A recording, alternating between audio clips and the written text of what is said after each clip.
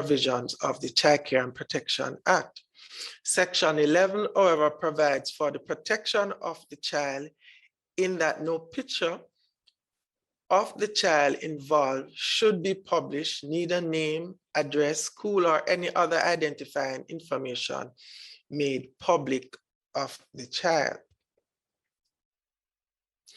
The penalties under the Child Pornography Act include a fine and a maximum prison term of 20 years. We have looked at legislation in other jurisdictions, particularly Ghanaian Cybercrimes Act of 2020, and we note that it incorporates child pornography within its cybercrimes legislation. Sections 62 to 68 are dedicated to children, and the language in Section 62 of that legislation addresses indecent image of pornography of child in a similar way to Section 4 and 5 of the Child Pornography Prevention Act. Consequently, there are valid reasons to incorporate the Child Pornography Act into the Cybercrime Act, and there would be no need to have created a separate legislation or to have legislations where there is a clear overlap between the two. We propose that the word person is not defined in the Child Pornography Act, and the definition would refer to any person over the age of 12 years old, or conversely, anyone over the age of criminal liability. This will therefore make it clear that children can also be punished for revenge porn, especially since the data clearly indicates that teenagers exchange sexually explicit materials of themselves.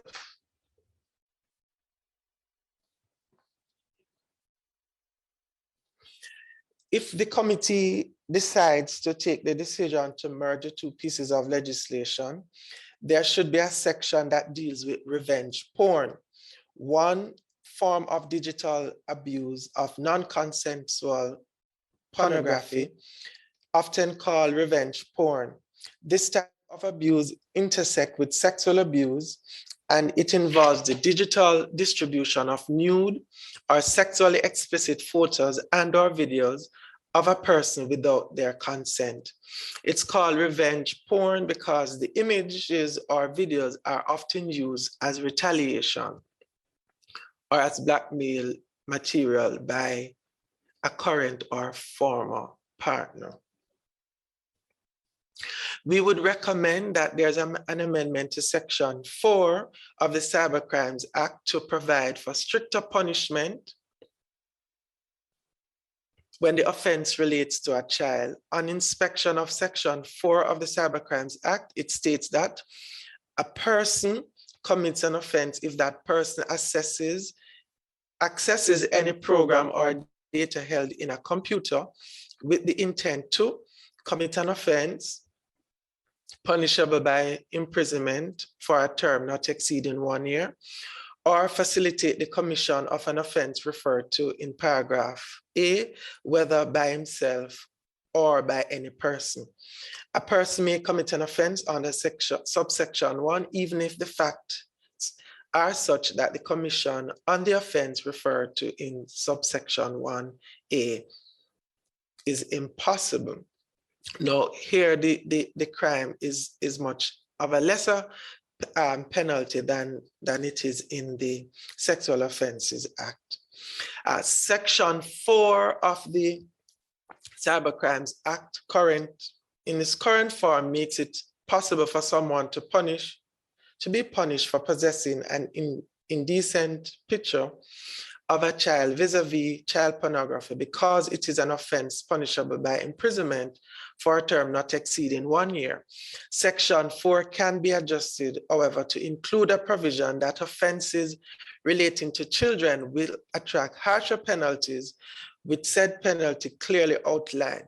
Conversely, we consider that there could be a schedule of offenses that will attract a harsher penalty, which could include Section 4 and 5 of the Child Pornographic Act, with a penalty of which, in that instance, this a penalty of up to 20 years.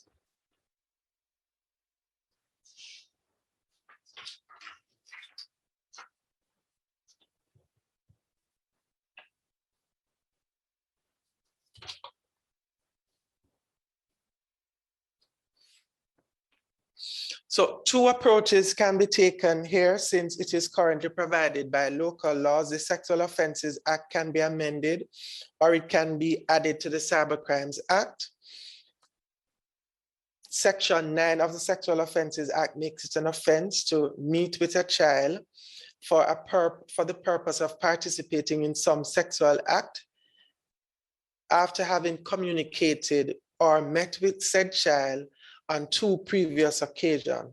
The communicating is oftentimes instigated through an electronic device. And so therefore, we think that the need to include that there would have to be an attempt to of 2 previous times for it to be an offense should be considered here, as in the case of communicating with a child for the purpose of sexual, committing some kind of sexual act. If it is that this occur on the first instance, then we think the Cybercrimes Act should take into consideration that as well, instead of where the Sexual Offences Act requires that there should be 2 previous attempts made. Subsection 5(4)(b) indicates that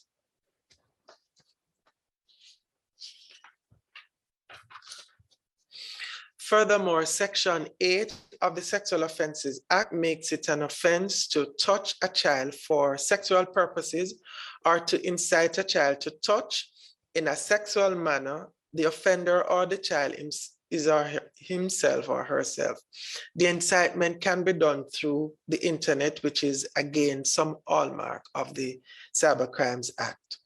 We refer the Ghanaian Cybercrimes Act, which in Section 63 states that a person shall not use a computer online service, an internet service, a local bulletin board service, or any other device capable of electronic data storage or transmission to seduce, solicit, lure, groom, or entice, or attempt to seduce, solicit, lure, groom, or entice a child or another person believed by the person to be a child for the purpose of facilitating, encouraging, offering, or soliciting unlawful sexual conduct of or with any child, or the visual depiction of such conduct.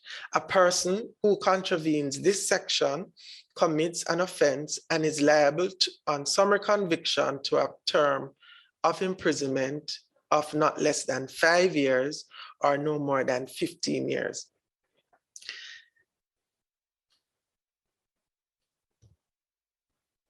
And so we recommend that that consideration be taken and be included in the Cybercrimes Act.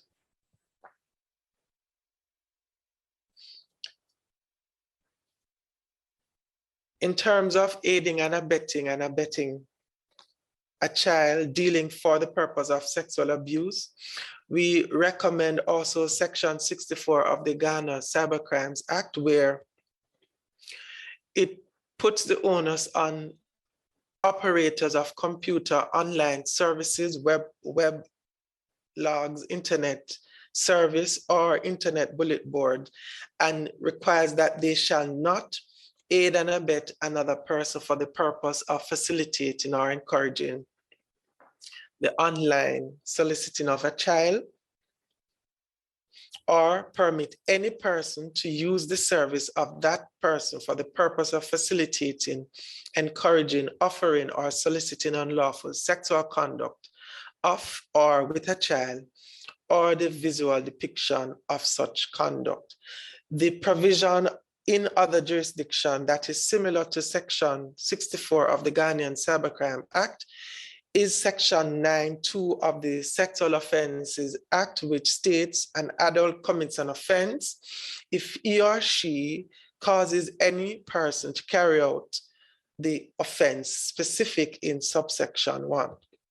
Subsection 1 in this instance would be sexual grooming of a child. Consequently, it would be useful to amend Section 9 of the Sexual Offences Act to include the same level of specificity as Section 64 of the Ghanaian Cybercrimes Act.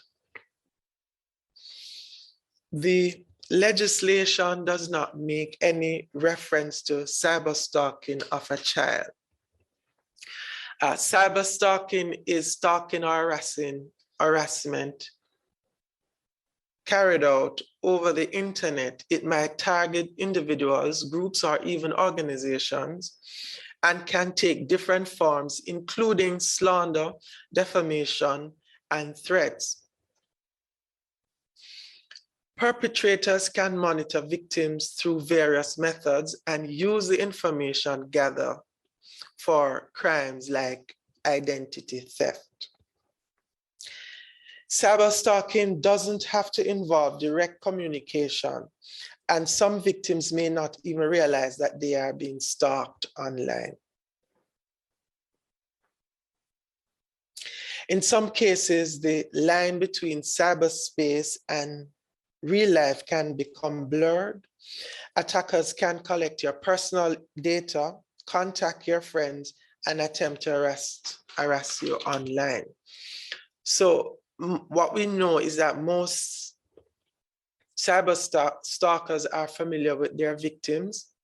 For most people, frequent messages from friends or colleagues, although often distracting and sometimes annoying, are welcome.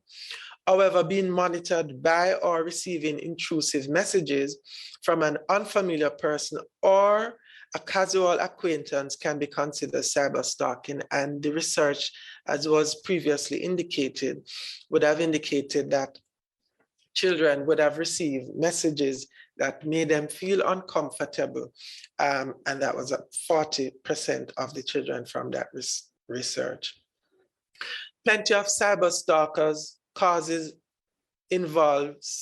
cases involve someone attempting to get the attention of a former or would-be partner. While we think that some people may see this behavior as acceptable or even romantic, if the communication is unwarranted, it can be considered harassment.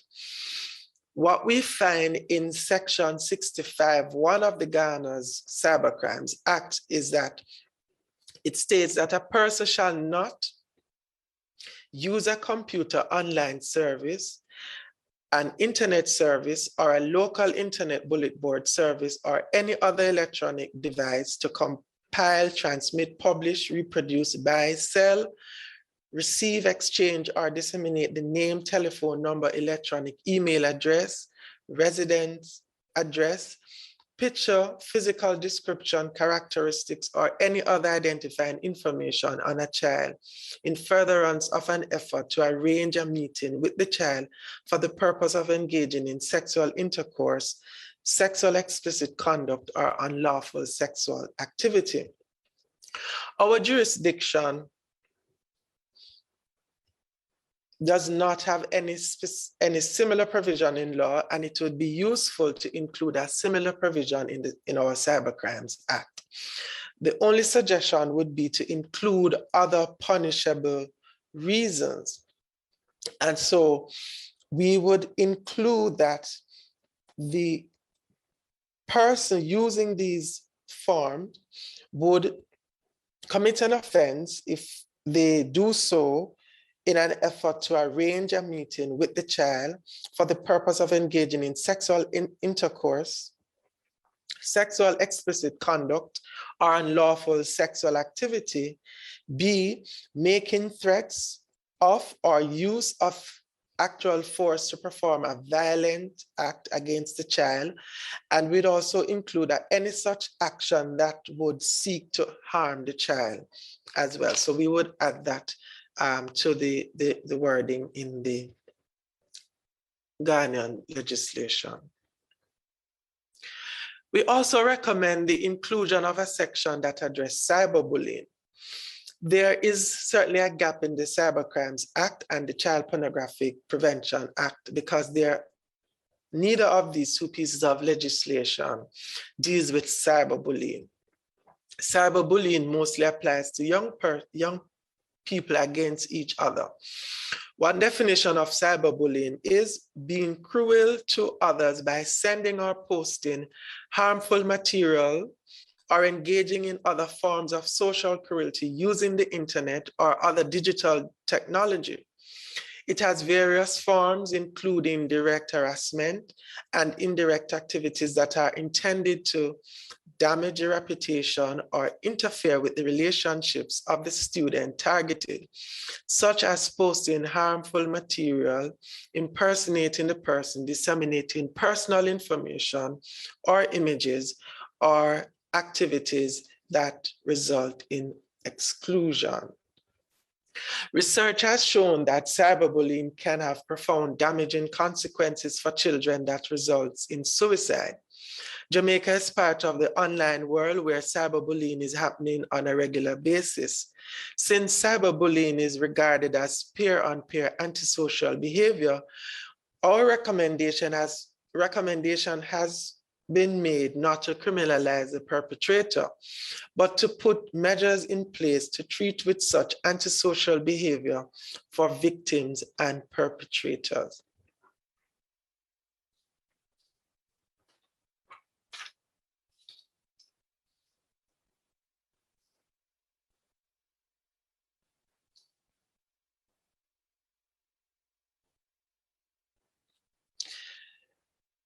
The cyberbullying poll has indicated, that's a study, that more than a third of young people in 30 countries reported being cyberbullied, with 1 in 5 skipping school because of it.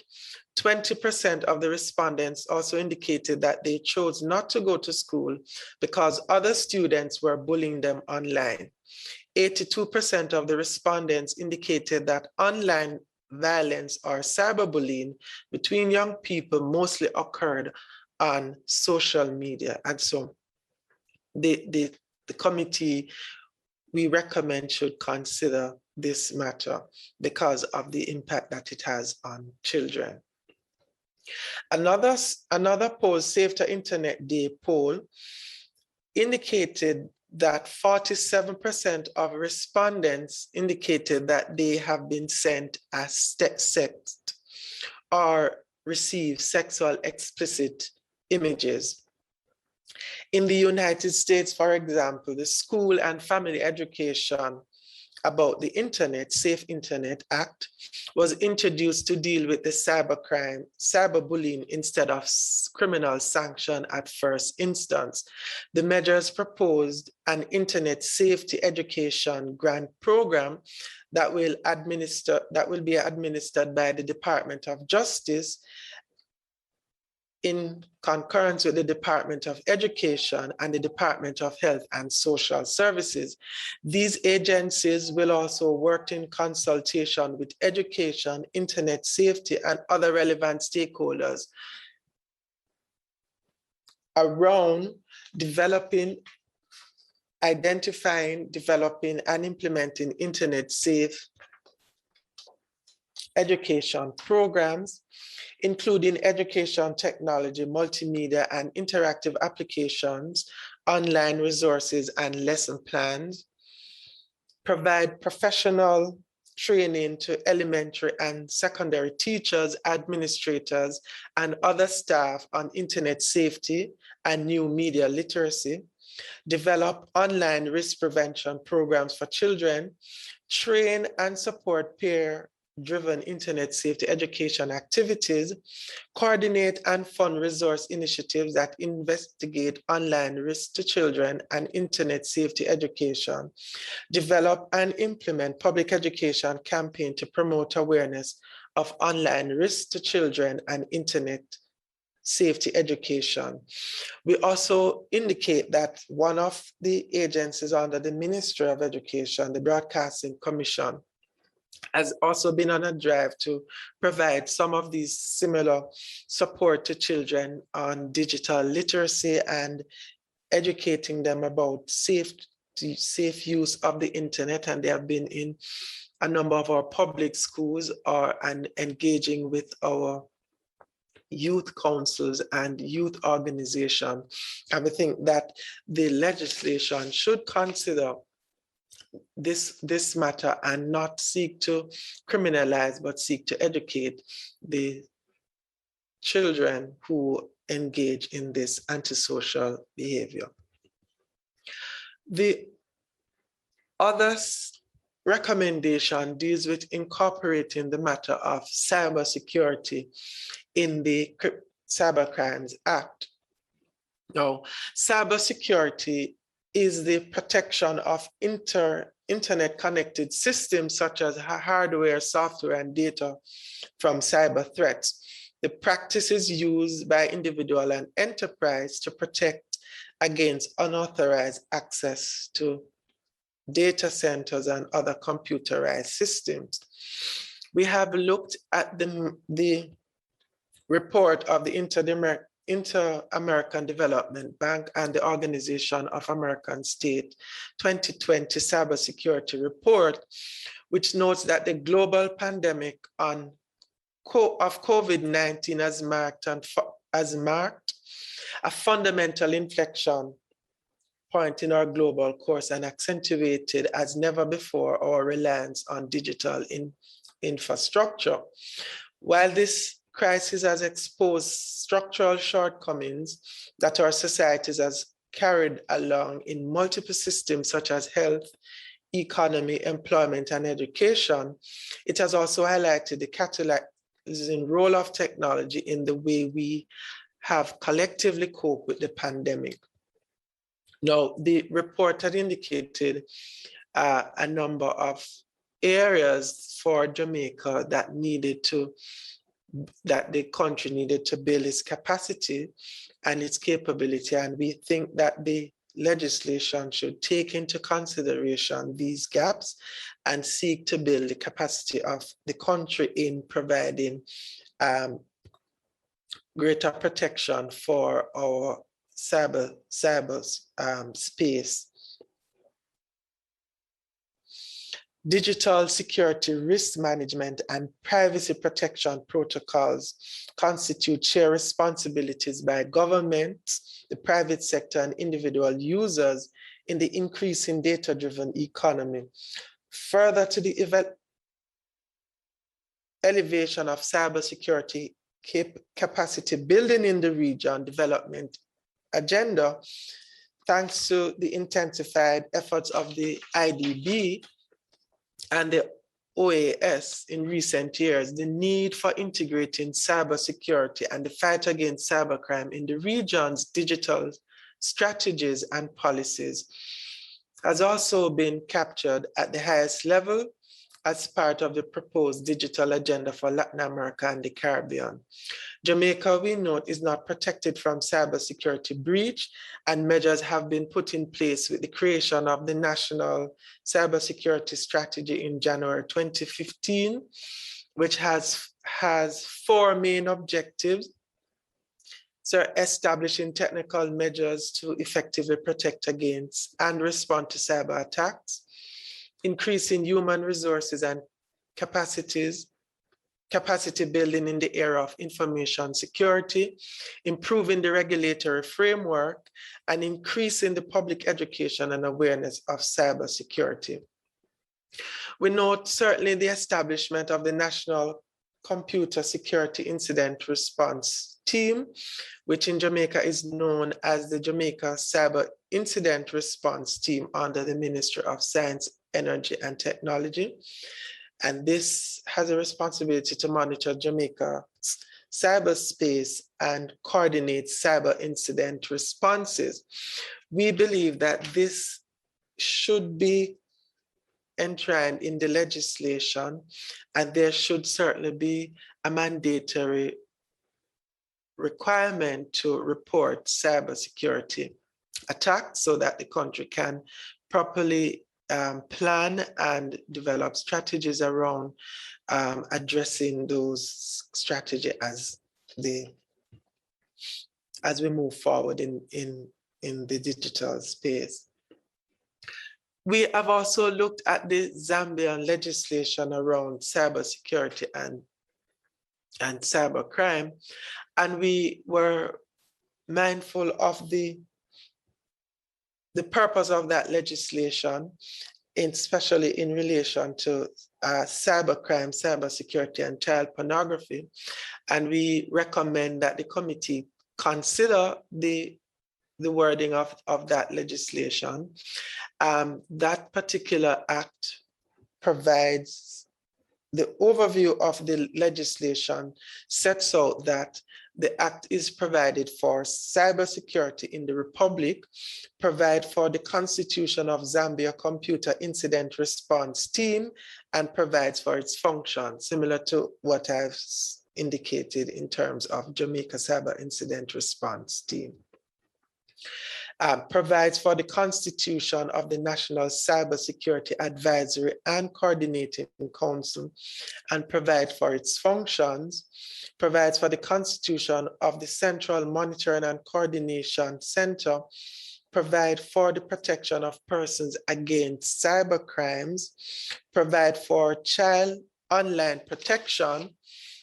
Facilitate identification, declaration, and protection of critical information infrastructure, provide for the collection and the preservation of evidence of computer and network-related crimes, provide for the admission, the criminal matters of electronic evidence, provide for registration of cybersecurity service providers, and similar to what we had referred to in terms of these providers not aiding and abetting the harm of children, then certainly there would be need for registration of these cybersecurity service providers.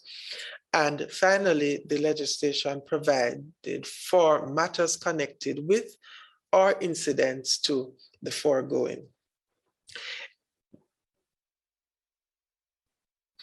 The ministry, having reviewed the Cybercrimes Act and looked at other similar legislation, submit to the committee. These are recommendations for your consideration. And we recommend that the committee look at the Ghanaian Cybersecurity Act, as well as the Zambia Cybercrimes and Cybersecurity legislation, also considering the report of the Inter-American Development Bank as we review this legislation and seek to protect our children, but also the country's infrastructure as we seek to make Jamaica a better place as we seek to achieve our national development goals. This would constitute the end of our presentation.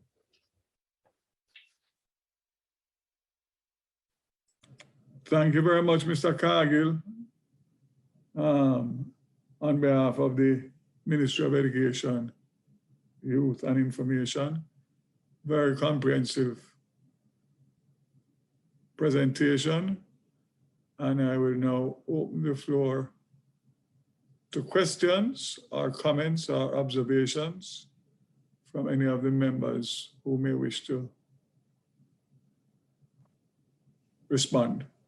Chair, if I could just ask Mr. Cargill, he had made recommendations for some aspects of what are now in the Pornography Act to be incorporated into the Cybercrimes Act.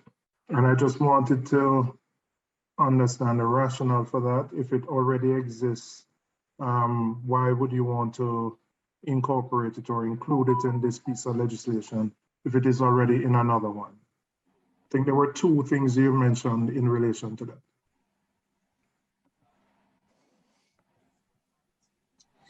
Good afternoon, Minister. Good afternoon, Mr. Chair and members of the panel. Nicole Chambers here from the CPFSA. In part of the team from Ministry of Education, Youth and Information. In terms of the question as to why the Cybercrimes Act does not make any reference to children. The Child Pornography Act, they have similar, there are overlap between both, what the Cybercrimes Act seeking to put out, because child pornography is an act and it's a crime and it's cyber in its nature. And when we review both, they're both of similar nature. When we look at other jurisdictions, they seem to incorporate that under the Cybercrimes Act. A lot of persons may not even be aware that there's a Child Pornography Act because the information in both pieces of legislation are so similar that one of the recommendations we're saying is incorporated in the Cybercrimes Act, have a section that deals with children, because cyberbullying as well as cyberstalking are also elements that relate to children. And because they're all offenses that are done electronically, we say emerge, put all three into one legislation. If not, if the committee doesn't seem to accept that we should merge it, what we're saying there should be reference to the Child Pornography Act within the Cybercrimes Act. Chairman, I don't know if CPC is on, if she could provide a view on that. CPC, Officer CPC on?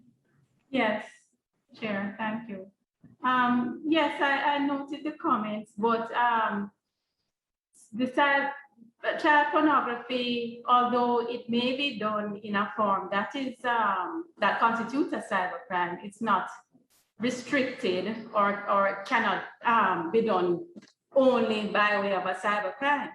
So if it is done in other forms, then to capture it only in the Cybercrimes Act would not cover child pornography in its other forms. Also, there is a provision in the Cybercrimes Act which speaks generally to the provision, to the commission of offenses using electronic means, which would cover child pornography as a cybercrime in that case. I believe it's section 4 of the present act.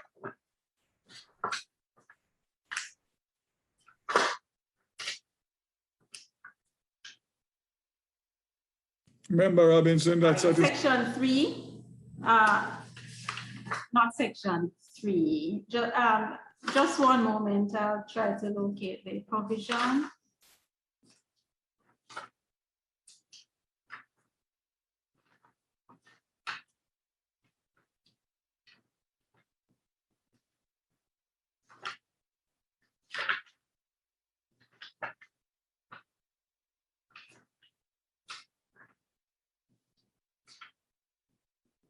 Is it section 4 that you're referencing that speaks to, that makes it possible for someone to be punished for possessing an indecent picture or of a child vis-a-vis child pornography? No, sorry, I was referring to the Cybercrimes Act itself in section 4, where it refers to accessing a program or data held in a computer with intent to commit an offense. So that would capture any offense generally where the penalty exceeds a term of imprisonment for 1 year. So any offense under the Child Pornography Act, if done using any computer program or data, would constitute an offense under section 4 of the Cybercrimes Act and could be prosecuted accordingly. All right, thank you, CPC. Sorry, go ahead. Sure. Right. So as was stated, that speaks to an imprisonment of 1 year. In the Child Pornography Act, it has the ability to increase for a term up to 20 years. And so we were also saying that in the Cybercrimes Act, while we spoke to, there should be specific mention of children, and that we requested or recommended that the penalties for children should be harsher than 1 year, and should more reflect that the penalty that is in the Cybercrimes Act rather than that 1 year that is currently there. I would agree with you, Mr. Cargill, that the penalty should be probably more severe because of the person is a minor. But I was just a little cautious about trying to pull other pieces of legislation that exists into this one if they already are there. And you don't want to overload it. Once it's there, it can be prosecuted. And based on what CPC said, I do know that there's a strong case to incorporate it. But I mean, we can look at the penalty, and I would certainly be willing to review a penalty to make it a stronger penalty in relation to an offense related to minors. Chairman. Yes, Senator Gill, go right ahead. Thank you. So I share the same view in terms of, incorporating some of these provisions within this piece of legislation. And I know these provisions, as referenced, especially out of the Ghanaian legislations, appear very expansive. But I just want to be satisfied based on what CPC had indicated that, the provisions in Section 4 would specifically address it. But I support the idea, and this is something that I had indicated in another joint select committee, in terms of the fact that if the offense is in relation to children, then the sanctions imposed should be stronger in nature. So I support that view. I also want to make an observation, Chair, in terms of their presentation around cyberstalking. And I noticed the reference was in relation to, and specifically to children. But Chair, cyberstalking, reference to the use of the internet and other technologies to harass and stalk individuals. And in the United States, it is potentially a crime. And, this type of stalking, Chairman, by the use of email, the use of text messages, the use of whatever means on social media can be very offensive. And sometimes even if the recipient says stop, and there is a continuation of it, it can be viewed as being very inappropriate, especially where it's unwarranted. And I really believe that this proposed legislation, in terms of the amendments, should take into consideration provisions in the protection of cyberstalking. So I totally agree with the comments and submission being made by the Ministry of Education in this regard. Sorry, can I just ask a question to follow up on Kavan's point?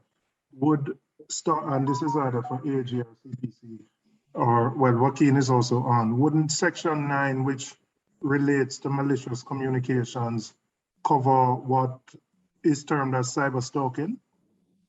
Section 9, and the guidance that I know the DPP's office provides on that in terms of malicious communication?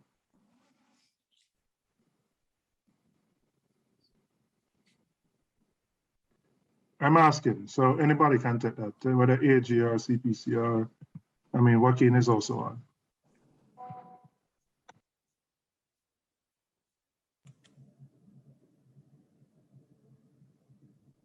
Joaquin, you on? Or anybody from the MC? Hello, Chairman. Ms. Grant's hand is also up. Ms. Grant, go ahead. Thanks. Well, my hand was up for a different reason. I just wanted to clarify what was being discussed before in terms of the terms of imprisonment applicable, because Section 4 makes any offense on another act, which is done using a computer program or data applicable to that offense if the penalty that applies exceeds 1 year of imprisonment. So if you look at the penalties for the offenses under the Child Pornography Prevention Act, for example, Section 3, the term of imprisonment there is 15 years. Section 4, which is producing child pornography, the penalty there is 20 years for one limb of the offense and 15 years for the other. And the penalty under Section 5 for possessing or accessing child pornography is 8 years. So all those provisions, all those offenses would be captured under Section 4 of the Cybercrimes Act as it is now and could be prosecuted under that section. Now dealing with the cyberstalking point, well, Section 9 would cover, it would depend on how the offense is committed. If it falls within what is described here, the behavior is obscene or constitutes a threat or is menacing in nature and is done with the intent to harass or cause a person harm or the apprehension of harm, whether to person or property, then it will be caught there. Would that Ms. Grant suggests that we would need to define cyberstalking in the legislation? Well, the language that was employed in the Cybercrimes Act was deliberately intended to be neutral, so it would capture as broad a range of offenses as possible without the need of us having to amend every time a specific type or specific way of committing an offense developed. So this language is very broad, sort of neutral language that is intended to capture a wide range of behaviors that could be considered what you would traditionally call stalking, meaning that the person harm is caused to the person or the person has an apprehension that harm would be caused to them because of this obscene or threatening or menacing behavior. And so you're saying that that would, under the rubric of what is contained in clause 9, would Yes. cover it? Yes, I believe so, yes. Thank you, Chair.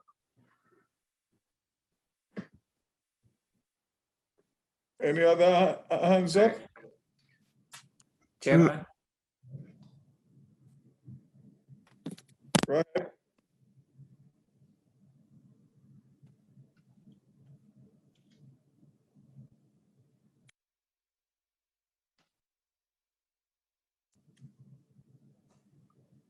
Chairman, I see where Mr. Basco from Legal Reform had wanted to Mr. say Basco, something. go right ahead, sir. thanks. Good afternoon, Chair. Are you hearing me now? Very well, very well. Right. I just want to take us back first to the Joint Select Committee that had considered the Offences Against the Person Act, because they had also recommended that that act should be amended to create an offense of stalking.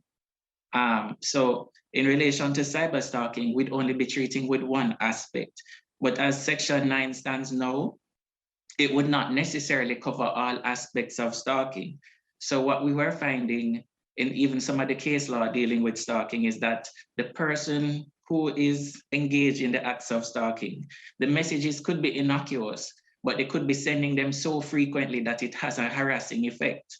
So under Section 9, it wouldn't cover that type of scenario if somebody sends repeated messages that are not obscene, threatening, or menacing in nature. So, Chair, through you. So, Mr. Basco, what you're in fact saying is that the continuous, repetitive nature of sending these messages could be viewed as also offensive and harmful in nature. But that would depend on how you define it. So Depending on the country's model that you're using, some have set out what acts would comprise stalking and when it is triggered. So it would require, for example, engaging in the activity on more than 2 occasions. So if I get up in the morning and I see the same text message that is harmful in nature to me, and it goes right through for an entire 30 days, I can consider it as being threatening. Well, it depends on what the actual message is saying. So what I'm saying is that you could have a series of, on the face of it, innocent messages, but the person sends them continuously. So a person could say, for example, I love you every day. You don't know who this person is, and you're getting it in email, you're getting it by text message, but the effect it has on you could be a harassing effect. Under Section 9, it would not capture that type of message. Because it's not being specific in terms of the repetition and it being continuous and deliberate. Well, on the face of it, the message itself would not be obscene or constitute a threat or menacing. So I'm saying in terms of looking at cyberstalking, it's a bigger discussion because you'd have to actually decide what constitutes stalking before you take it to cyberstalking. Chairman, maybe we need to have further discussion on this. Well, Kevin, on this issue, it's been a very controversial issue, not just in Jamaica, but globally, because you want to balance freedom of expression with criminal. You have to have a balance between freedom of expression and someone who crosses that line, which is why the DPP, I think, probably just after we had passed this, had actually written some guidelines as to around Section 9 and how Section 9 should be interpreted. My understanding, I think, from the presentation the DPP made is that they plan to update those guidelines in terms of what constitutes, because what may be menacing to me may not be menacing to you, right? And it is a potentially gray area in terms of an interpretation of the law. So the DPP had written some guidelines, and I think it's important that we have those again in relation to Section 9, and we look at how internationally malicious communication has evolved since the last 5 years. But we have to ensure that we balance against freedom of expression and the right for persons to be able to say things without those things being criminalized. And Julian, we were having the same discussion, I recall, around cyberbullying, where the expansion or review of the guidelines was recommended. But the point I want to make is around how the recipient of those messages would feel and what would be the effect on the recipient. So it's all well and good when somebody hides behind social media and makes blatant, repetitive attacks on individuals' character and on the individual's integrity. And because it's not viewed as being obscene, then there is no sight of it being an offense. And I really believe, Chair, that this is something that we should review as, the whole environment of social media becomes part of our daily lives. Chairman, if I may, Chairman, one of the points that we have been making is the whole matter that this legislation does not make reference to children at all.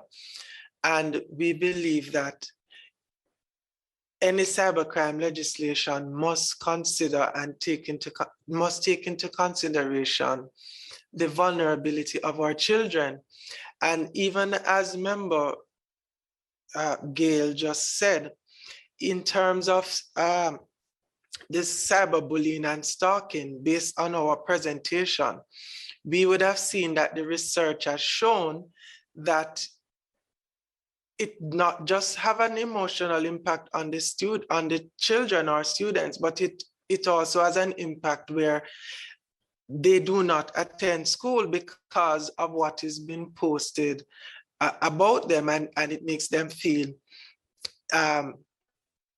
emotionally unstable to the point that some children or students have committed suicide because of this, and not because it is happening in the cyberspace means that it's not going to have an impact.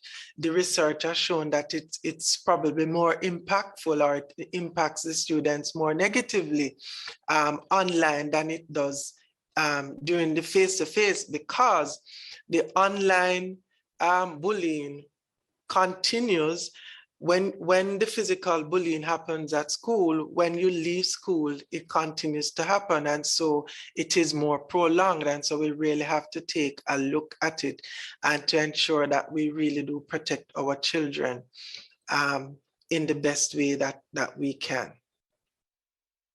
Mr. Cargill, while I agree with you, you would appreciate we don't want to make criminals out of teenagers who may not be mature enough to fully understand what they're doing. And a lot of as you, I think, said, a lot of it is peer-to-peer, and we have to find a way to manage that situation without criminalizing all of that behavior. There's obviously a line beyond which it becomes criminal, but we have to use public education and other means so that you don't end up locking up 12 and 13-year-olds for what might be considered cyberbullying. So it is something while you want to protect the kids, the generally persons who are doing it tend to be kids as well.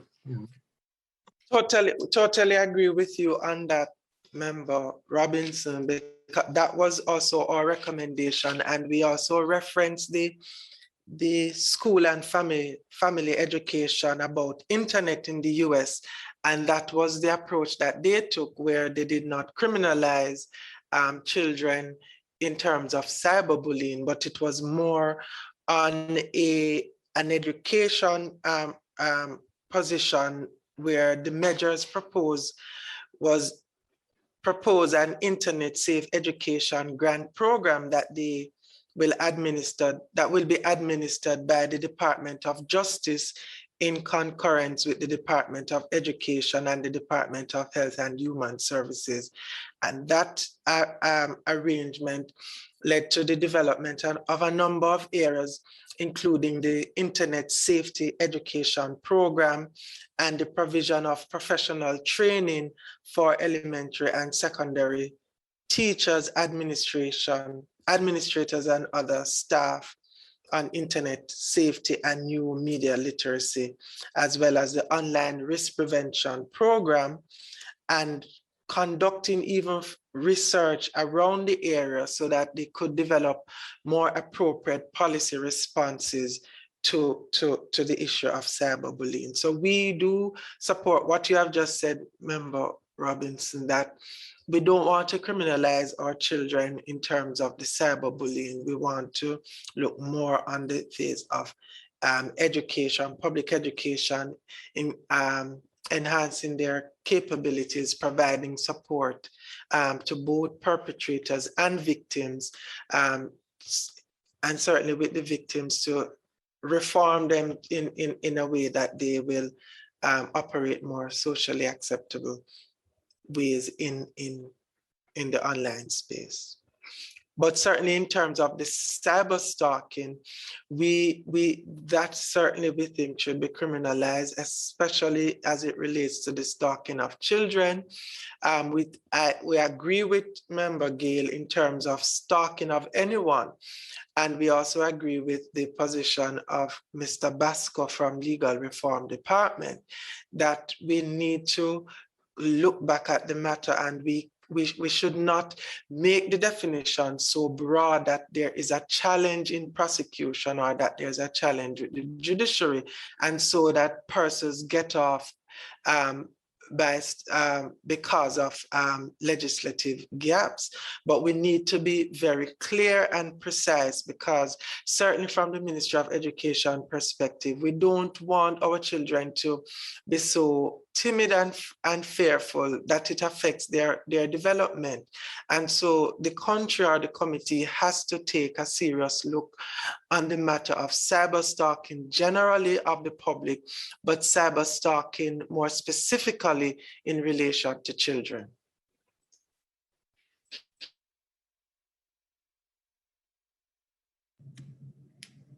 Thank you very much. Is there any other questions or observations on this particular presentation? If not, we can thank them and move to the next one.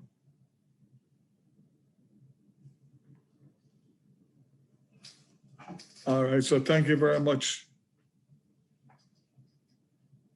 Ministry of Education reps, for an insightful presentation, and be assured that we will take your recommendations and put it in the matrix for our deliberations at the end of this presentations, end of the presentations today. So thank you very much. And we will now ask the University of the West Indies to make their presentation and introduce their teams. Thanks again to the Ministry of Education.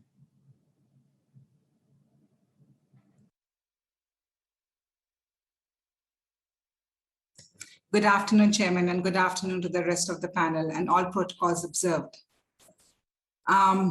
We from the Department of Computing at the University of West Indies would really like to thank the Joint Select Committee of Parliament in affording us this opportunity to make this presentation as you review the Cybercrimes Act.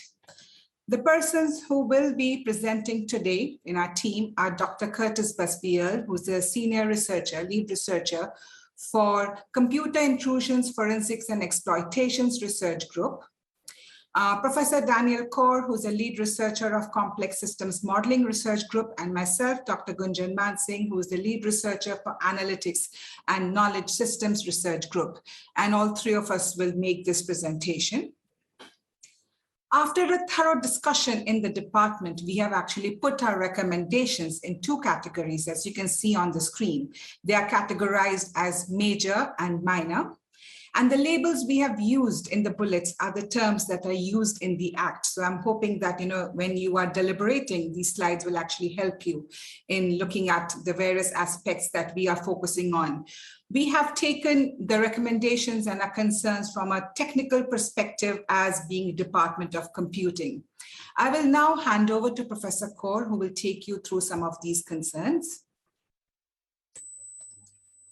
Thank you, Dr. Mansingh. Good afternoon, panel. We're going to start with the definition of unauthorized access, because in fact, we believe that this is perhaps the most problematic part of the Act as written. I've put the text of the Act on the screen, but I'm not going to bore you by reading it all. I put it there merely to point out that essentially how unauthorized access here is defined is essentially in terms of an individual essentially being in possession of information or data to which they were not entitled. The reason why I believe that this is problematic is that essentially a user could be guilty of unauthorized access entirely just because the resource owner was negligent or had an inadequate implementation of that online resource. Imagine if I had written some sensitive information on the back of a postcard and I mailed it to a colleague of mine. And later on, I discovered that a postman had read the contents of that postcard.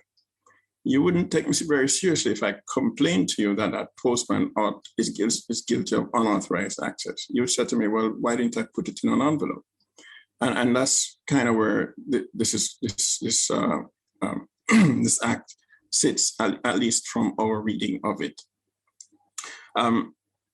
One of the sort of recurring themes you're going to see in our presentation is that many of the comments and recommendations we're making kind of come from the position that we believe that the Act doesn't strike the right balance between what responsibility ought to sit on a resource owner and where the liability of a user who may encounter such information may start. And so many of our suggestions are along the lines of shifting that a little bit. We do actually agree with many of the intentions behind these sections. So I'm going to use an analogy of the of a filing cabinet. If you had the document if you have a document in a filing cabinet, the Act right now is written as if that filing cabinet is secured in a secure building. But in reality, in the digital world, the right way to think about that is that the default really is as if that cabinet is unlocked and placed on the sidewalk. If such a thing happened and a pedestrian came upon it and knocked on your front door and had a document in hand and said to you, I don't know if you meant to throw this out, but this looks like you might want to keep it, I don't think you would want to try and call the police for that. I don't think it would be appropriate for you to say this person is guilty of unauthorized access. Rather, what you probably be your reaction is more likely to be, thank you very much for saving the document. And then you'd probably be upset at who so negligently put that filing cabinet out there on the sidewalk. And so that is actually what the problem with how we read the definition of unauthorized access is. So we're getting into, so we don't want to just leave it as a criticism. We actually think that we can be very helpful by perhaps outlining how some of those notions that might have been implicit in how the information might have been stored would now be translated over into the digital space. And so we now want to talk a little bit about how it happens. So just bear with us a little bit as we kind of discuss this mechanism, and I won't take too long. But let me just use the same analogy. So to secure the document in the filing cabinet, you'd say, well, put a lock on the filing cabinet. And perhaps you put that filing cabinet in a locked room, and maybe that room itself may be on a floor to which there is a door that has a lock on it as well. And then, of course, now to control the access, you hand out these keys. So you give the relevant users who have the relevant level of access keys. In our digital space, those locks are the equivalent to those locks are what we call access privileges. And you associate access privileges with the data according to the expected level of user that you want to access that information. Likewise, to make that matchup work, the equivalent of handing out keys is to associate with the online user the appropriate privileges that you'd like that user to have when trying to navigate the space. Now, one thing that's slightly subtle here is that in that physical world, when you're handing out keys, excuse me, you would have had no problem understanding who you're giving a key to. You'll be looking at them in the face and giving them the key. In a digital space, that's not really how it works, because machines do this negotiation on behalf of the human. And so, in fact, there's an extra step where a human would have to prove their identity, or at least their entitlement to certain privileges, to the machine. And so there's also a separate step of authentication. And it really is those two together that are constituting the conveyance of authorization. And I think what we believe is that if the Act were to be reconsidered, at least in terms of the definition of unauthorized access, reconsidered in terms of the fact that you need an explicit action to provide that protection, just like how that postcard needed to go into an envelope to provide that protection, then we can begin to resolve some of the issues that we believe arise from how that definition is written as it stands. So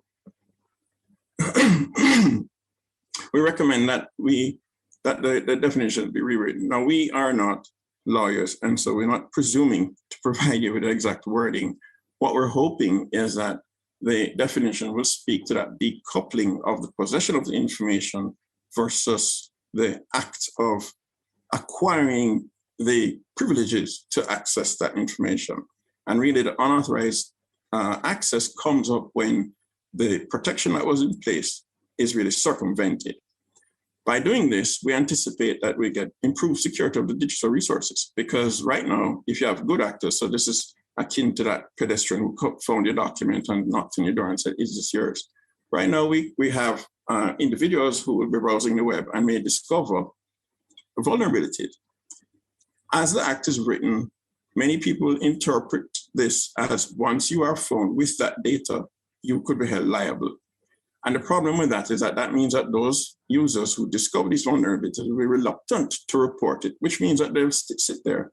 And bear in mind that, those are the good actors. So what happens when the bad actors, who may not even be in Jamaica, find the same vulnerabilities? They're going to exploit them. And so if you have a clearer specification of how the liability will arise, and we think in this particular case through a better definition of unauthorized access, then we believe that you actually would have improved security through that mechanism. A second byproduct of that is that if you have this kind of clarity around how liability might arise, then in fact you would now enable communities of competence surrounding this kind of activity, normally called ethical hacking, could even arise and in fact flourish, which actually is good for us because now you have more expertise locally to help us provide defenses against cyber attacks.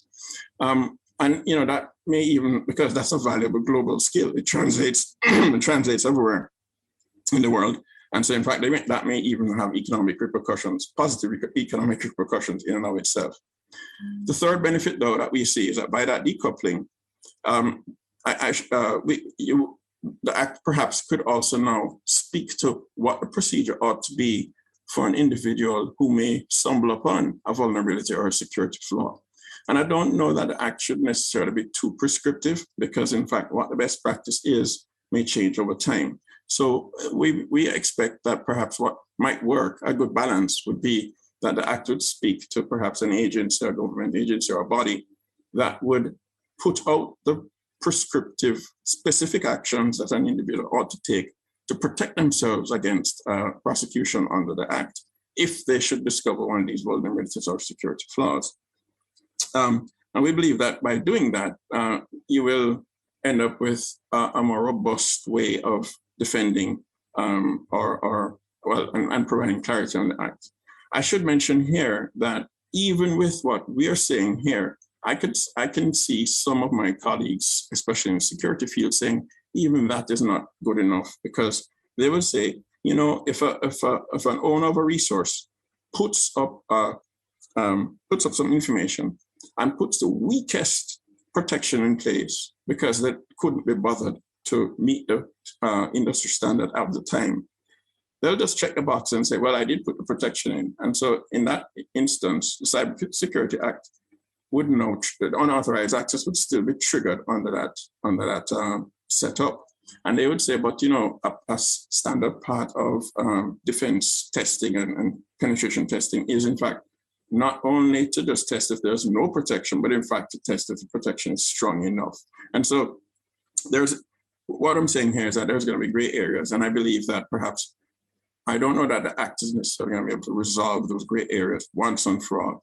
But by enabling this procedure for doing this reporting via this government agency that would have the necessary expertise and competence to handle those, that might be a way to sort of mitigate those gray areas that we just cannot foresee once and for all from now. So the second point we wanted to talk about was the notion of a protected computer. This is from Part 2, Section 11. Now, we recognize that this was defined here probably because, well, how we read it is that we saw that the Act wanted to be able to prosecute or penalize certain offenses when they occurred in certain sensitive contexts. So when you read from A to E, what we're seeing are different contexts in which data might be used. And it's the sensitivity of the data that was really being spoken to here. Unfortunately, the term protected computer really doesn't convey what is being presented here. Perhaps these contexts might be summarized as sensitive data or something like that. So we understand the motivation for it. But what we thought, when we think protected computer, certain things come to mind. We think of perhaps a computer or device that has limited physical access to it. it wouldn't be on a network unless you really needed remote access to it. If it is on a network, then we're going to have those same kinds of associated privileges that I already discussed before. And of course, the users that would be authorized on that system or defined on that system would themselves have appropriate roles with appropriate privileges, all defined. All those are characteristics of what we think of as a protected computer. And then, of course, again, it would insist on authentication. So it wouldn't just allow anybody to connect as anybody else, but it would have to do that challenge of authentication to verify identity as well. Those are this is not an exhaustive list, but those are elements that we imagine would be part of what you would think of as a protected computer. Notice that this is very different from what the definition was given. Now, perhaps the framers of the Act had no intention to define protected computer in the sense that we are reading it. But we actually do see value in putting that definition in, because we can reference the notion of a protected computer.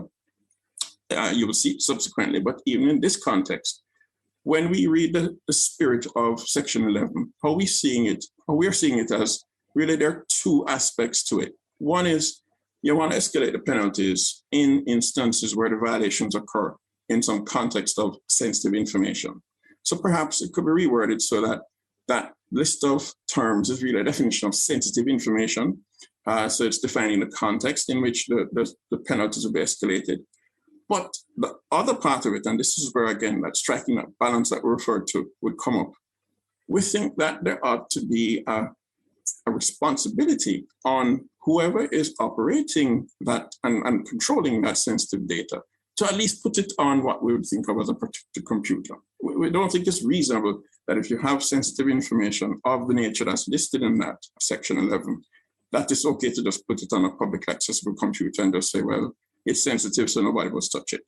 I think the Act should also speak to some of these responsibilities, and I think that's really largely absent. One last point on this that we want to really emphasize, and this really speaks to the perhaps mistaken notion that a computer has only one purpose. Maybe I'm not sure if that's really how it was framed, but that's how it came across.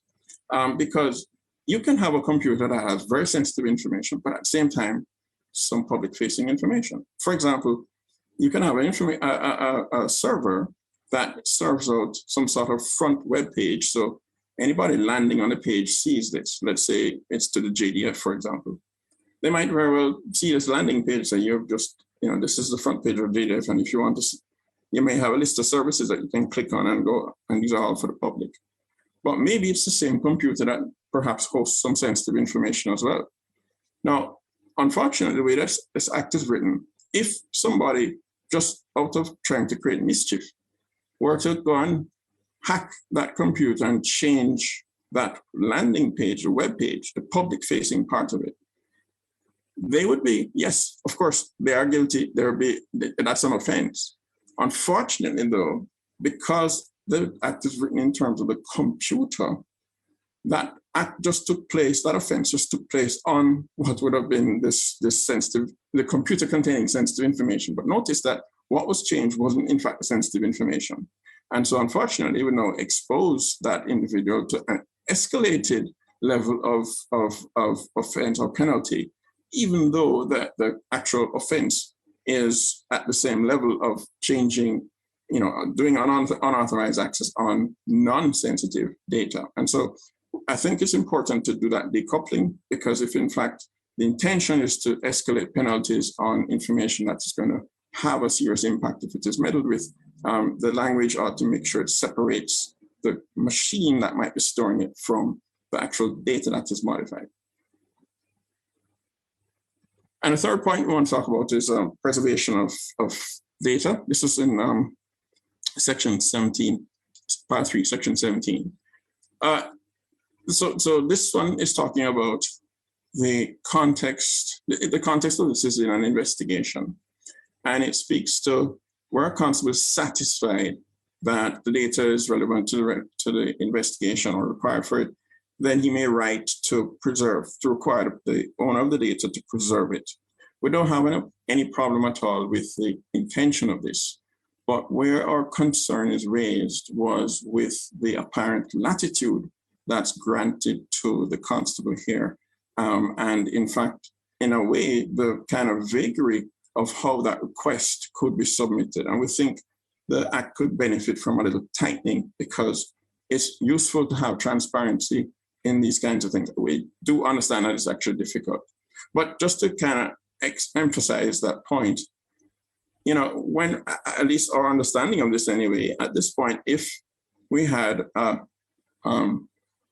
if a search warrant were issued for, say, for example, on an individual who is on the investigation for tax fraud, I don't think that we would expect that when the police come to search the premises that they would be reasonable in claiming all the music CDs and the LP records and the photo albums and everything else that felt like taking from the house under that kind of search warrant.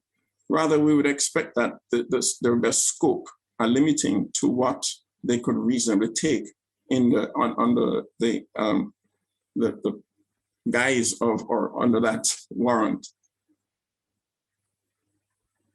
Right. So this is similar. And what we believe is that it would be useful for the Act to have parameters that would specify a few things that would help the transparency of this. So on the point of what kinds of things might a constable need to be looking at in order to say that he's satisfied, I don't know that necessarily be able to create an exhaustive list. And in fact, to be honest with you, we fully accept that that's actually difficult to do, but we do recognize that it has been done in the law. There are places, for example, we saw in Section 20 that when the court talks about, please go back one slide. When the court talks about being able to seize property, it has parameters for how that consideration is made. We believe that it would be lovely if a similar set of parameters could be outlined for how a constable will determine that he's satisfied that some particular data is relevant in an investigation. I put here that perhaps, you know, if even that constable could indicate how the data will be used, so this would prevent a purely phishing expedition that, you know, that has no basis. That indication of how it will be used doesn't have to be to the user. It could be to a judge. It could be to his superior somewhere. It just needs to be articulatable how the data that's being requested would be pertinent to the investigation. We also think that in that section that's describing how the request for the preservation of data would arise, we think it could benefit from a little bit of bolstering. Right now, it just simply says that there must be a duration and that it must be directed at an individual, and I forget the third criteria. But it really doesn't constrain the requirement to be proportionate to the scope of use in intended investigation. It doesn't require it to be relevant, and yet, well, at least not from our reading. And we think that perhaps it's important that how it's specified must be implementable. So it must be able to, whatever is being asked for must be able to reasonably capture. And let me give you an example of that. If a police officer were to say, you know, boy, I think that there's some very valuable information on someone's computer, you know what, I want the whole hard drive. According to how this is set, the owner must not modify that information, must be able to provide the information that's required or requested. Now, if you require the contents of a hard drive in its entirety, that actually essentially means you cannot boot the computer in which that hard drive is in, because simply booting the computer writes to that hard drive in temporary spaces, it makes modifications all over the place. And so if I were given such an order and I had to comply, essentially you just rendered that computer unusable to me. Furthermore, when I do hand it over, your verification that I did comply is going to be really difficult, because it's actually going to be tricky for you to sort of peruse the entire drive to see that I did not, in fact, violate the requirement. So we think that if you have this scoping and a specification of whatever is asked for can actually be implemented, then you'll be able to actually verify that what you get is in fact what you asked for. And we believe that that will help with not just the compliance, but in fact the utility of what you get in the investigation. And also, you know, this is where we're trying to strike this balance, because if the the request for preservation is a reasonable one, and there's a check that a constable would have to be able to articulate it to somebody, a judge, a superior, whoever, then that kind of puts a check on it so that there's a balance of the individual's privacy and wouldn't be unduly compromised. With that, I will hand over now to Dr. Mansingh. Thank you, Professor Kaur. I now come to the minor recommendations and where we feel that maybe some edits can actually improve the act. I think Professor Kaur focused on some important definitions and concepts, core concepts that could improve the act. So if you were to take a look at, as the computer related fraud or forgery section, which is in part 2, section 8.1 A and B, it is talking about fraud in terms of loss of property, which is right here in A. And it speaks about input, alteration, deletion, or suppression of data. And in B, it talks about accesses any computer and inputs, alters, and deletes or suppresses data. So at this point, we just look at the word input with a little bit more clarity, because we feel that input is a mechanism by which users interact with the system. When you are using a computer program, you are entering something which is what we call input. Programmers, when they are coding, they're writing software, they follow software engineering principles in determining what is valid and what is invalid input. So when some user, is entering some data, which is typically called input in a poorly designed system, that can also cause the system to crash. And one of my colleagues had pointed out that he was on a site and he had entered some special characters by mistake, and that caused the site to crash. And in crashing the site, he was able to see some passwords and some, information which would be seen as being that he was being a bad actor. Now, hence, we have to really be careful that is this word input the right word, or do we want, because input is what we do all the time, but it is what the input does. So is the input now doing an addition, modification, deletion, or suppression of data? Is accessing any computer and accesses any computer and adds, modifies, delete, or suppresses any data? Are those the better terms? Because to show malicious intent, the focus should be on what input does, and hence we are recommending this edit. So in our recommendation, we primarily find the input as a word as ambiguous here, and we want some, we feel that there is some responsibility that is on the software owner, and in ensuring that they have reasonable protection mechanisms in place so that whatever the input is supposed to do, it does do that. An invalid input indeed does get captured and is dealt with appropriately. So from that, it's in this same section, we want to add another word, and that is the word protected. So in this case, if we put the word protected here, for fraud and forgery to occur, actions, such as adds, modifies, deletes, have to occur on a protected device, because you can make additions, modifications, deletion, and suppressions on a device, on a computer where it's allowed. A simple example would be that, let's say Wikipedia allows anyone to add data to it. So you go and add some things with some knowledge or some information, which is actually fake news. It is not true, but the source is allowing you to do it, which would be seen as, it is still, you can't be criminally prosecuted for it because the source allowed you to do that. The computer owner, the resource owner allowed you to do that. Whereas if you now put the word protected out here in this wording, you are ensuring that there is some authentication challenge which is taking place, which will stop these, which will ensure that anyone who's now doing the addition, modification, deletion is actually doing it in a malicious manner. So these are the two changes that we are recommending: the word protected and the word, replacing input with adds and modifies.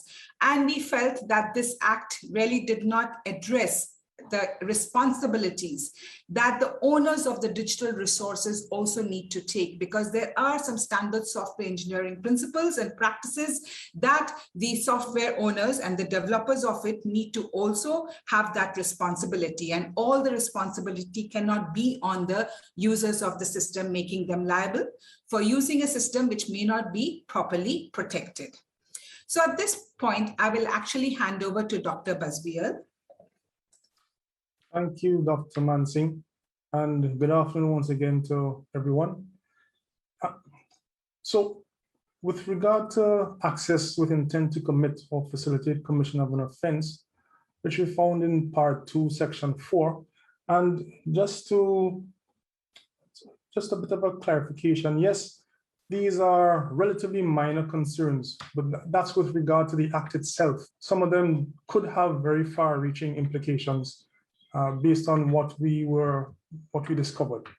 And so here, for example, if we consider when we're delivering courses at the university, and those courses, for example, are on cryptography or on general computer security, the topics that we cover in those, we cover in great detail and specificity. So we may talk about the various encryption and decryption procedures, which involve how these things are completed. It also involves how keys are created and disseminated. And in the general computer science course on security, we also cover in detail, again, things like malware, and that includes worms and viruses and password crackers and the like. And students may be required to either analyze or write code that's associated with these things. Now, these discussions and the material that we provide, we post on our servers. And so we felt that in reading this, if one of these students or someone else happens to then access the data that has been provided and uses that knowledge to then commit an offense that would fall under part A of this section, then it is quite plausible that we may find ourselves in a position where we have to show that we did not have the intent to facilitate the commission of such an offense. But as the Act reads at present, we may find that that is in fact the position that we may have to defend.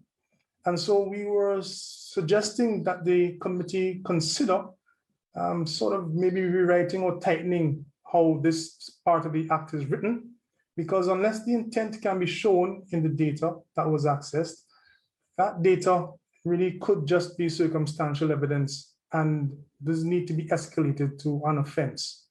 So we also were thinking about other matters in other sections of the Act, and this included jurisdiction.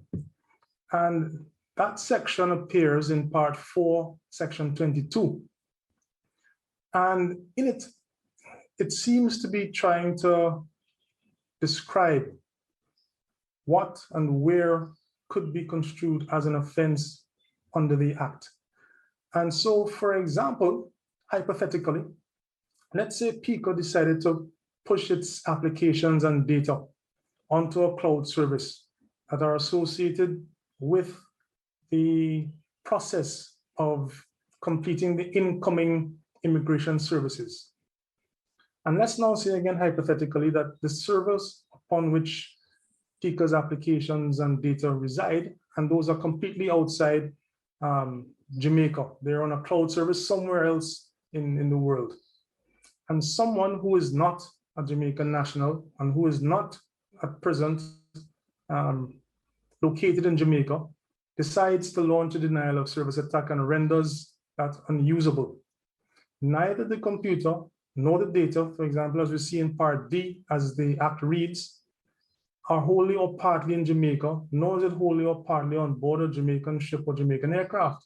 But the process, however, of completing the immigration or letting someone into the island is and could be affected. And therefore, we are suggesting that it seems that the process also needs to be considered, because the conduct of someone abroad on servers that sit outside of Jamaica doesn't appear to fall under the jurisdiction of the Act, even though it appears that that's the intent of the Act, which is that the jurisdiction of the Act would extend to any activity that could impact operations within Jamaica. And so as it reads, we're saying that it looks like reference to data in Part D could be construed to be confined to the actual data, the bits that are transmitted between user and machine, that's stored on a computer rather than the process that's being driven by that data. And that process that in the example that I used would be in processing an arriving passenger to be considered for entry into Jamaica. And so, again, we're not suggesting that that specific wording we use, we're not lawyers, but we are recommending that the idea of the process also be included in that section of the Act, as we have highlighted here in blue. Now, with Section 9, this actually falls directly in line with the conversation that had occurred earlier in this discussion here between some of the honorable members of the committee and the presenters from the Ministry of Education. And we also think that as Section 9, Part 2, Item 1 reads, it is actually a little too broad. And for example, fairly recently, there were some Twitter exchanges that occurred between the CEO of a local company and one of its members of its board. And in that very public Twitter exchange, the CEO was trying to force the member of the board to resign. Now, the way and the manner in which those exchanges occurred, it could easily fall under Section B here, Part B, where it intends to cause or is reckless as to whether the sending of the data causes annoyance, inconvenience, distress, or anxiety to that person or any other person. It could easily be seen that those exchanges could have caused the person distress and or anxiety. And so the idea is, we think that it is too broad. We get the idea behind what we think the act was trying to accomplish, but we are fearful that criminalizing such interactions could infringe upon the freedom of expression. And so we're recommending that the section be reworded to, again, tighten the words a bit to sort of limit or ensure that the idea behind the curbing of the freedom of expression doesn't happen. And as I think it was, Mr. Robinson had made mention of, we don't want to escalate or criminalize what youngsters, teenagers and so might engage in on social media. And they certainly are some of the heaviest users of social media. So the last couple of points are really fairly minor. These are truly minor. One is in fact simply what we believe to be a typographical error. The other is in the definition of the word function. And in Part 1, Section 2, you see that the word function is defined to include a number of items. One of them includes deletion. And we're suggesting that you could include the words addition and modification to the definition of the word function, because along with that idea or that term deletion, for completeness, functions can also perform additions and modifications and so on. And we think that those should be included again for completeness, because these three describe the typical amendments that functions can be written to perform. And finally, with the definition of key in Part 1, Section 2, we see item A reads that it should allow, or it allows access to the date or output. And our recommendation is that this simply seems to be a typographical error, and that the word date should be changed so that Part A reads allows access to the data or output. Now, even though it's a small and seemingly typographical error, if it is left as date, it completely changes what we see as the meaning of the entire section here. And so it's a strong recommendation to please take a look and see that if it was date that was included, then maybe we'd have to look back at the section itself. Otherwise, it's just a simple change to have date to be read as data. So in closing, we have felt that we agreed with quite a number of the elements of the Act. And it was written, if I remember correctly, the very first incarnation of it was back in 2010. We are in support of the regular revision because the field in which we operate in is very dynamic. And we also appreciate that things had to be worded in such a way that it couldn't be too specific. But the challenge is we can't also make it too broad or too generic. And one of the things that we saw that seemed to be recurring is that criminal liability on the part of users should be mitigated by the responsibility on data owners to apply the appropriate protection mechanisms. So we'd like in the comments and recommendations that we've made to state that this is something that we feel is very important. It captures a lot more precisely what we think the Act aims to cover and to criminalize. And if there's any further need for clarification or consultation, we are always ready and willing. And we thank you all for the opportunity to present and discuss our opinions on this matter. We have included our contact information. And so I hand the floor back over to the chair. Thank you all. Thank you, Chair. And we are now open to taking any questions or any comments or. All right, the floor is open, members.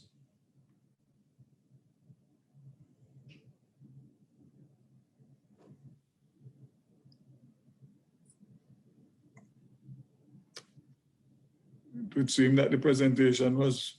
Chair, just two observations on my part, sir. I take note of the reference in terms of jurisdiction and the concerns raised there. And I was trying to look at the Data Protection Act to see if there was any reference in relation to operationally this particular concern that would have been presented in that piece of legislation. And I would ask the technical team if, they could identify any connection of such. But I take it as a legitimate concern, especially against the fact that a lot of data would be, utilized with external entities outside of this jurisdiction. And the second observation I want to make is in relation to their commentary around Section 4, which speaks to access of data. And I note, sir, this would not have been the only group that would have made a submission that would have raised concerns around individuals in this particular area going about their legitimate business, legitimate work, whether it being accessing data, utilizing data, or even research, and would be possibly exposed to risk based on what is contained as it relates to this particular clause. So I take note of the fact that a number of groups, and I believe UTech would have raised this similar concern also, but a number of groups would have raised the concern around carrying out their legitimate functions and to determine whether or not doing so would expose them to risk of committing an offense. So those would have been my two observations, Chair.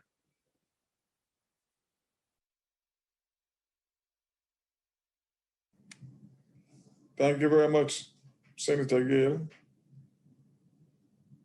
I don't know if anybody from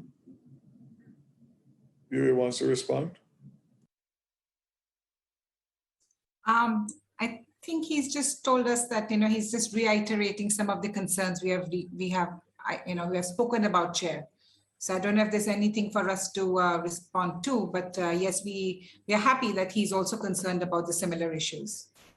And that there is that along in the community, these issues are being raised by not just us as one stakeholders, but other stakeholders also. And I suppose we could add that we'll be happy to come back and help if that's what's needed in order to frame that definition so that it works for everybody. Maybe, Professor, that would be helpful in terms of crafting what you would consider being appropriate language that may be able to assist, the intentions that you are putting forward, so that we can examine. I know you're not lawyers, yes, but the crafting of, what would consider appropriate language that would meet the expected requirements would be helpful. And certainly the committee would consider it, and we would also get feedback from our own technical teams. So the intention behind that section of the presentation was to try to lay out the way it works. And the hope was that the lawyers would then jump on it and say, oh, we know how to fix this up. But if you want us to go one more step and say, maybe you could try this, we're willing to take a stab, but be prepared for some awful language. And I agree with you in crafting concerns in terms of making legislations. The rationale is important. What the effect of day-to-day life would be is also important. Yeah. So right. The concept, the concern presented is always good in crafting the type of language for the legislation. So what you would have presented was what your concerns would have been in terms of the actual situations. Right. We're happy to take a stab if that is what the committee would appreciate. We didn't, in making this presentation, we're very careful to stay in our lane, so to speak. We're coming at it from a technical perspective. We wanted to show the committee what the problems were with the language as we read it as laypersons from the perspective of law, but technical persons, experts from the perspective of the underlying technical mechanisms that the law is about. But yes, as I said, we're happy to try and help. So if indeed more specific language would be appreciated, we will give it a stab. And that would also be for, if you think fit, if the panel thinks fit, we can even do that for a protected computer and unauthorized access. Right. Yes, certainly any aspect of the presentation or the submission.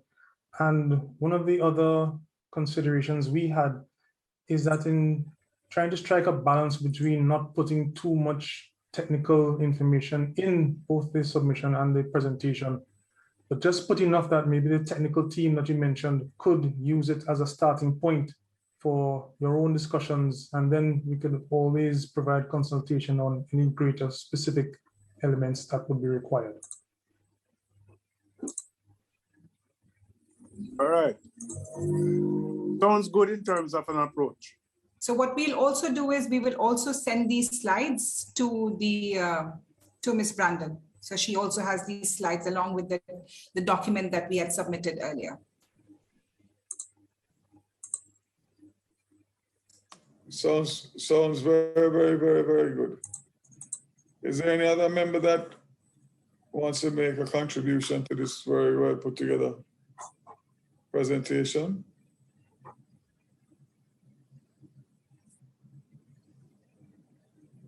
Well, that goes to show how your presentation was received. And I think that if we have the slides, it will help us. And of course, we have the legalese to work with the support that we have from the AG's department and the CPC and all the rest of them, and our own internal ministry. So that's really, really fantastic. Thank you so much, Chair. I think it's a good note that the presentations close with Dewey, coincidentally, but it's good because obviously you've done a lot of work. And I think it will help us significantly. So if there's no other contributions, I would just like to reiterate our appreciation to all who took the time to make these presentations, or either written or verbally. Ms. Brandon, how many in total did we have? The committee received a total of 11 submissions. A total of 11 submissions. Yes, Chairman. Chairman, can I ask through you to Ms. Brandon? And this is on Senator Longmore is having internet issues, but she has asked if whether or not any response was received from the medical field. I haven't received a response from the medical field. Okay. Thank you. You're welcome. So again, I just want to thank all the 11 presenters. And of course, we are now at the stage where we're going to deliberate on the changes and the review and take all into consideration. As was said, I think we will get the matrix in short order. So again, thanks to everybody. So we are now at any other business. Anybody wants to raise anything on the AOB? If not, we will present 2 dates for our next meeting. Ms. Brandon, what are those dates? Is it a Wednesday at 2 o'clock and a Thursday, but what date is that? The calendar currently, Chairman, for September is free, but I should say that for PAC meets on Tuesday at 10, and the PAAC meets at 10 on a Wednesday. So we're looking at Wednesdays in the afternoon or Thursdays. All right, I don't know if the members want us to do it, since it will be on recess, want us to start the second week of September to allow everybody who is vacationing and traveling and whatever else. Yeah, I think that would be ideal, and they need the time to do the matrix and the So report can we too. set it for the second week of September, Brandon? I don't have my calendar in front of me. What date is that, Julian? That would be the 8th. The week of the 8th. If we use, no, it's a week of the 6th, but if we're using Wednesday, it would be the 8th. The 8th. Mm-hmm. Wednesday the 8th at 2 o'clock? Yeah, at 2 o'clock. Right. And we can take the 15th from now, since nobody else will have an opportunity to have it. Well, let's do that. Before us. Let's do that, Ms. Brandon. Noted, Chairman. 8th and the 15th, so you'll send that out. You have more experience than me, some of you members. Based on the review now of the matrix, how many sittings do you think we need to get through that? It's kind of difficult to determine that, Chair, because it's going to depend on the extent of the matrix itself. Yeah. So let us do the first 2 sittings, and then we can determine. We have to allow the technical team to develop the matrix. Yes, yes. Well, in my brief here, your ministry is responsible for the development of the matrix. Right, and I'm understanding from them that they expected this to be sent to members prior to the next meeting. So they have more than enough time. That's not an issue. Second week of September will give them that time. And but I would say if they do get through earlier than that, to please circulate it so that members can start to review and look at it even before the day, before the week before the sitting. All right, so I meet with them internally and just go through and make sure that the format and everything is workable. And then I look forward to the 8th. Am I correct? Wednesday the 8th? Yes. At 2 p.m. Is that right, Ms. Brandon? And then the 15th? That's correct, Chairman. At 2 again or 10? 2. 2, so 2 and 2. All right, so this is the last sitting before the summer break, for Parliament summer break. So let me wish everybody a peaceful and restful recess. God knows that I need it. So I'm sure that everybody else will take that time to recharge their batteries and spend some time with their family.